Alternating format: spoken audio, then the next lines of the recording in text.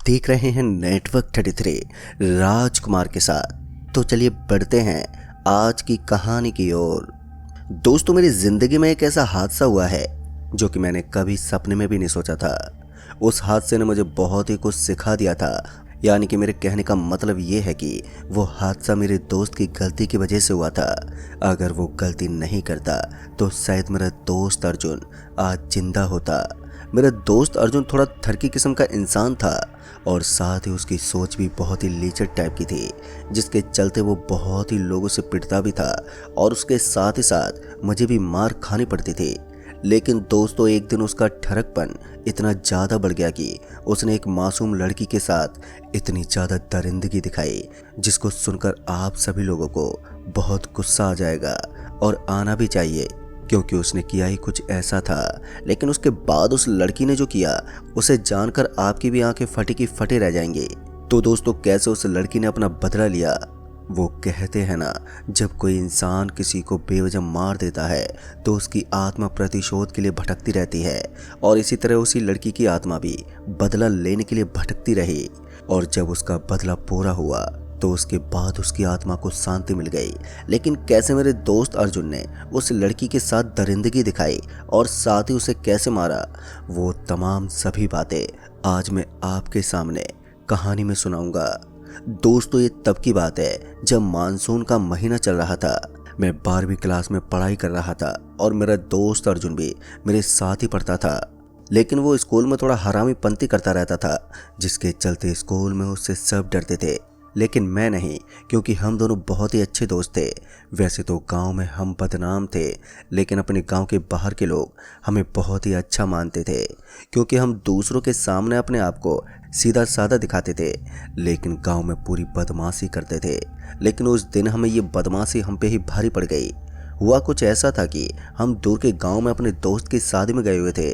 शादी में तो हम बहुत ही मज़े कर रहे थे, लेकिन अर्जुन इतना ज़्यादा ठरकी किस्म का लड़का था कि उसे जहाँ कहीं भी लड़की दिख जाती कि वो अपना सिक्का चलाना शुरू कर देता था।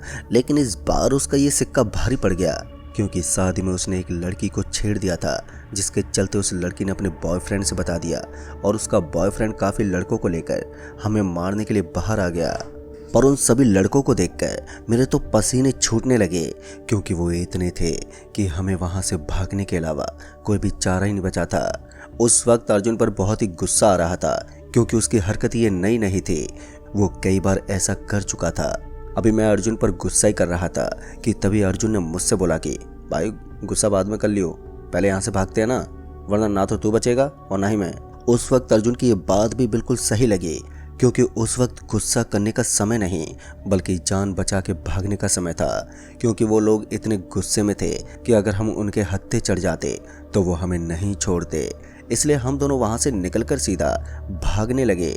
हम पूरी जान लगा के भागे जा रहे थे। वो लोग हमारा पीछा कर रहे थे और हम जितनी भी तेज़ी से भाग रहे थे, वो सभी लोग भी हमारे पीछे उतनी ही तेज़ी से बढ़े आ रहे थे। मुझे मालूम ही नहीं, और ये लगने लगा था कि आज हम बहुत ही बुरे पिटने वाले हैं। फिर कुछ देर तक तो हम यूं ही भागते रहे। फिर उसके बाद अर्जुन ने बोला, भाई अब हम ज़्यादा नहीं भाग सकते, हमें कहीं ना कहीं छुपना पड़ेगा, नहीं तो आज हमारे हाथ पैर टूटेंगे। अर्जुन के ये कहते ही मैंने उससे बोला कि एक काम कर, तो दूसरी साइड में जा और मैं दूसरे रास्ते पर जा रहा हूँ। तू कैसे भी करके उन लोगों से बच के पास के रेलवे फाटक के पास आ जाइयो, मैं तुझे वहीं मिल जाऊँगा। और इतना बोलने के बाद हम दोनों अलग अलग हो गए। मैं उन लोगों को चकमा देकर एक जगह पर छुप गया। अभी मैं वहाँ पर छुपा ही था कि तभी वो लोग वहीं पर आ गए, लेकिन वो लोग मुझे देख नहीं पा रहे थे। वो लोग आपस में बातें कर रहे थे कि तू वहाँ पर जाके देख और तू उधर जा, वो पक्का यहीं कहीं पर होगा। उन लोगों की ये बात सुनने के बाद मुझे अब डर लगने लगा था कि कहीं आज ये मुझे पकड़ ना ले, और अगर इन लोगों ने मुझे पकड़ लिया तो पक्का आज मैं नहीं बचूंगा। अभी मैं यही सब सोच रहा था कि तभी वो लोग वहाँ से चले गए। उन लोगों को जाता देख मुझे बहुत ही ज़्यादा शांति मिली। अभी मैं वहीं पर ही छुपा था कि तभी मैंने सोचा कि मुझे यहाँ से निकल जाना चाहिए, क्योंकि क्या पता वो लोग फिर से यहाँ पर आ जाए, और अगर इस बार उन लोगों ने मुझे यहाँ पर देख लिया तो फिर पता नहीं क्या होगा। दोस्तों, इन सभी बातों को सोचने के बाद मैं वहाँ से उठा और उसके बाद सीधा भागते हुए रेलवे फाटक की ओर जाने लगा। मैं अभी भाग ही रहा था कि तभी मेरी नज़र सामने पड़ी तो मैंने देखा कि वो लोग अभी भी वहीं पर खड़े हुए थे। उन लोगों को सामने देखकर मेरी सांसें ऊपर नीचे चढ़ने लगी। मैं उसी वक्त पास की झाड़ियों में जाकर छिप गया, लेकिन ताज्जुब की बात तो ये थी कि उन लोगों ने मुझे देखा नहीं था। हालांकि मैंने हलचल तो बहुत की थी, लेकिन शायद उन लोगों के कानों पर आवाज़ ही नहीं गई होगी।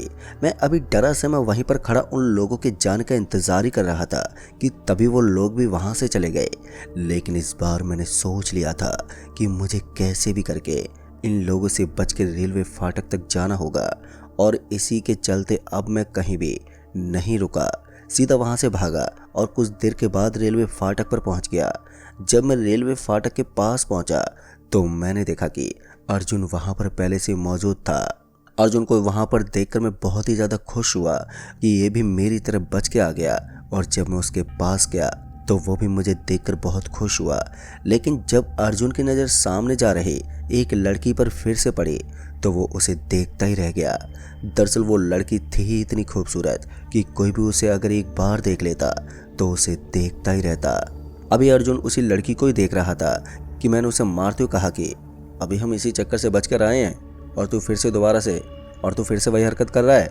मैंने अर्जुन से यही कहा था कि उसने मुझसे बोला कि रुक ना भाई, वो लड़की मुझे देख रही है, शायद मैं उसे पसंद आ गया हूँ। अर्जुन की ये बात सुनने के बाद मैंने उससे बोला कि अबे वो तुझे नहीं, अपने पापा को देख रही है।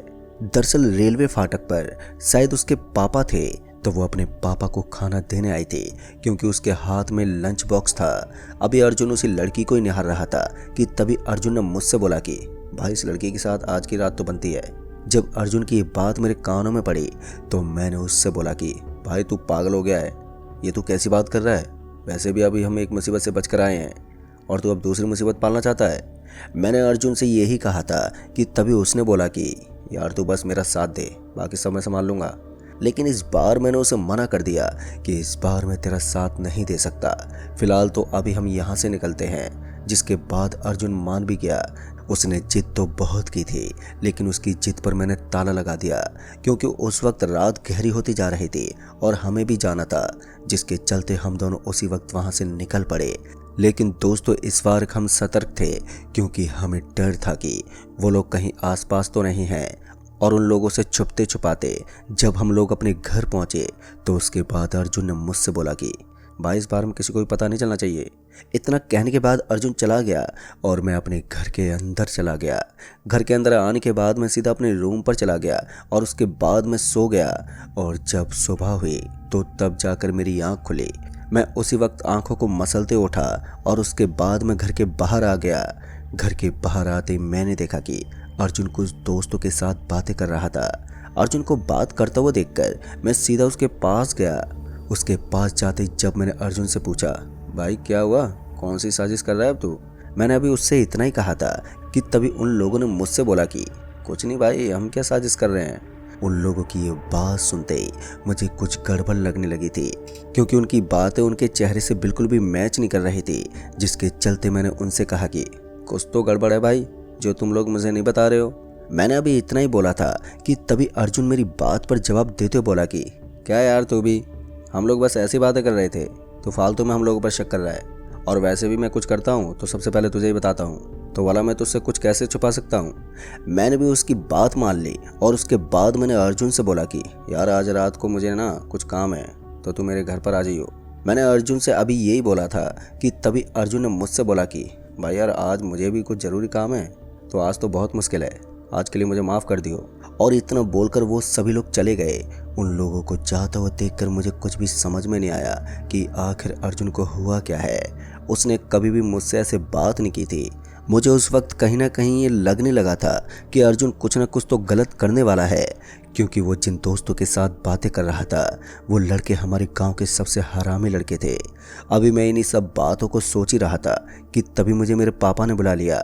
पापा के बोलते ही मैं पापा के पास चला गया और फिर जब रात हुई तो मैं अपने कमरे की खिड़की से बाहर की तरफ देख रहा था कि तभी मैंने देखा कि अर्जुन और उसके साथ उसके दोस्त जा रहे थे। उन सभी लोगों को एक साथ देखकर मुझे कुछ भी समझ में नहीं आया कि आखिर ये लोग जा कहाँ रहे हैं। मैं अभी यही सब सोच रहा था कि तभी मुझे याद आया कि अर्जुन ने तो मुझसे मना कर दिया था, तो अब वो इन लोगों के साथ कहाँ पर जा रहा है। अभी मैं यही सब सोच रहा था कि तभी मेरे घर वालों ने मुझे आवाज़ लगाई। घर वालों की आवाज़ सुनने के बाद जब मैं उनके पास गया तो उन्होंने मुझे सोने के लिए बोला, जिसके बाद मैं सोने चला गया। लेकिन रात भर मेरे जहन में अर्जुन के ख्याल ही उमड़ते रहे और जब अगली सुबह हुई तो उसके बाद मैं जब अर्जुन से मिलने गया तो मुझे पता चला कि अर्जुन कहीं पर गया हुआ है। जब मैंने ये बात सुनी तो उसके बाद मैं बहुत चक्का रह गया, क्योंकि कल रात को मैंने उसे उन्हीं हरामी लड़कों के साथ देखा था और आज पता चल रहा है कि वो कहीं पर गया हुआ है। अब ये बात सुनते मैं वापस से अपने घर पर आ गया, लेकिन ऐसे 1 से 2 महीने हो गए, लेकिन ना तो अर्जुन आया और ना ही उसके वो हरामी दोस्त।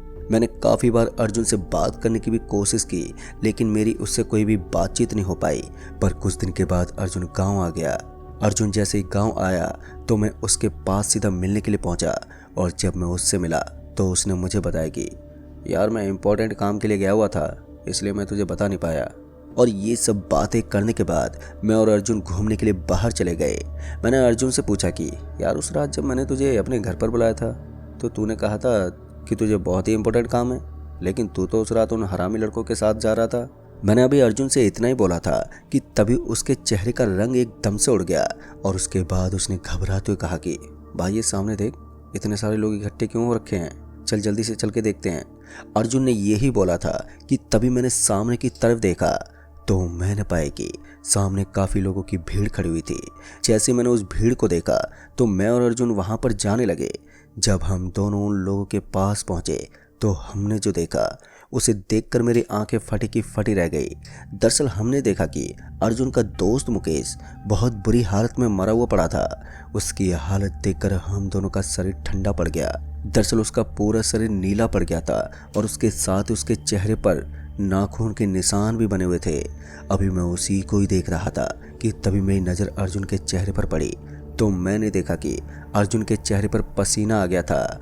जब मैंने अर्जुन से उसकी वजह पूछी तो उसने मुझे कुछ नहीं बताया और उसके बाद वो वहाँ से जाने के लिए बोलने लगा।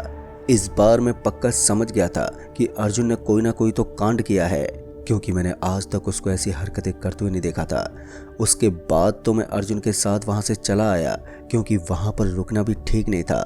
जब मैं अपने घर आया तो मैंने सोचा कि पता लगाना होगा कि आखिर इसने ऐसा क्या किया है जिससे ये मुझसे नजरें चुरा रहा है।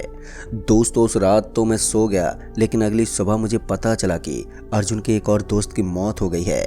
जब मुझे ये पता चला तो मैं सीधा अर्जुन के पास पहुंचा और मैंने उससे बोला कि भाई ये सब क्या हो रहा है। उस दिन मिथुन की मौत हो गई थी और आज राजू की, आखिर इन लोगों की मौत कैसे हुई है। मैंने अर्जुन से यही बोला था कि तभी उसने बोला कि भाई मुझे खुद नहीं पता चल रहा है कि ये सब हो क्या रहा है। उस वक्त अर्जुन भी चिंता में लग रहा था, जिसके चलते मैंने उससे ज़्यादा कुछ नहीं पूछा। उसके दोनों हरामी दोस्तों की मौत हो चुकी थी, लेकिन उनकी मौत का कारण अभी तक पता ही नहीं लग पाया। खैर उस वक्त तो हम दोनों ने उस बात को अनदेखा कर दिया, क्योंकि जब उसका पता ही नहीं चल पा रहा था तो हम लोग उसमें क्या कर सकते थे। मैंने अर्जुन से बोला कि भाई आज रात हमें पास के गाँव में जाना है, वहाँ से हम दोनों के लिए न्योता आया है, वहाँ पर किसी की 13वीं है तो वहीं पर चलना है हमें। जिस पर उसने बोला कि हाँ भाई मालूम है, मैं रात को तुझे फ़ोन करता हूँ, तो बाइक लेकर मेरे घर पे आ जाइयो। उसके एक कहने के बाद मैं घर आ गया और जब रात हुई तो मैं अपनी बाइक को लेकर अर्जुन के घर पहुँच गया और उसके बाद हम दोनों पास के गांव में जाने लगे। हमें रेलवे फाटक को क्रॉस करके जाना था और जब हम उस गांव में पहुंचे और उसके बाद खाना पीना करने के बाद वहां से निकल पड़े। हमें वहां से निकलते निकलते रात के करीब 10 बज चुके थे। जब हम दोनों रेलवे फाटक पहुंचे तो उसके बाद मैंने देखा कि सामने एक लड़की खड़ी थी। उसके हाथ में वही लंच बॉक्स था जैसे कि मैंने पहले देखा था। मैंने अर्जुन से कहा कि भाई ये तो वही लड़की है जो उस दिन हमें मिली थी। मैंने अर्जुन से यही बोला था कि तभी अर्जुन ने उस लड़की को देखा और जब उसने उस लड़की की तरफ देखा तो उसके तो होश उड़ गए। उसका पूरा शरीर ठंडा पड़ने लगा। उसकी हालत देखकर मैंने उससे बोला कि क्या हुआ भाई, तू इतना कांप क्यों रहा है। मैंने अभी अर्जुन से यही कहा था कि तभी उसने मुझसे कहा कि भाई भाग यहाँ से, ये लड़की नहीं छोड़ेगी मुझे। और इतना कहकर अर्जुन बाइक से उतरकर वहाँ से भागने लगा। अर्जुन को भागते हुए देखकर मैंने उससे बोला कि भाई भाग क्यों रहा है तू, ये लड़की कोई भूत थोड़ी है। अर्जुन कुछ ही दूर गया था कि तभी वही लड़की अर्जुन के सामने आ गई और उसके बाद उस लड़की ने अर्जुन का गला पकड़ के उठा दिया और उसके बाद उसका खून पीने लगी। मेरी हालत उस वक्त इतनी ज़्यादा ख़राब हो गई थी कि मैं डर के मारे कांपने लगा। उस लड़की का चेहरा इतना ज़्यादा भयानक बन चुका था कि मेरे शरीर के रोंगटे खड़े हो गए थे। अभी मैं उसी लड़की की ओर ही देख रहा था कि तभी उस लड़की ने अर्जुन से कहा कि मैंने तेरे दोनों दोस्तों को मार दिया है और अब बस तू ही बचा है। तुम लोगों ने मेरे साथ जो किया उसका बदला मैंने ले लिया है। उस वक्त मैं इतना ज़्यादा डर गया था कि मैं वहीं पर बेहोश हो गया और जब मेरी आंखें खुली तो तब तक सुबह हो गई थी और कुछ लोगों की भीड़ मेरे सामने खड़ी थी। जब मैं उठा तो मुझे पता चला कि अर्जुन की मौत हो गई है, पर उस वक्त मैं समझ गया कि अर्जुन और उसके दोस्तों ने जरूर इस लड़की के साथ कोई ना कोई कांड किया होगा जिसके चलते उसकी आत्मा ने इन लोगों को बहुत ही बुरी मौत मारा है। लेकिन दोस्तों, मुझे अपने दोस्त के खोने का बहुत ही दुख है। अगर वो ये हरकत नहीं करता तो आज वो जिंदा होता। तो दोस्तों, इस कहानी में बस इतना ही। कहानी आपको पसंद आई हो तो वीडियो को लाइक शेयर कमेंट ज़रूर कर दें और साथ ही अगर आप चैनल पर नए हैं तो चैनल को भी सब्सक्राइब ज़रूर कर लें। तो मैं आपका दोस्त राजकुमार जल्द ही मिलूँगा ऐसी एक और डरावनी खौफनाक कहानी के साथ। तब तक के लिए बाय एंड टेक केयर।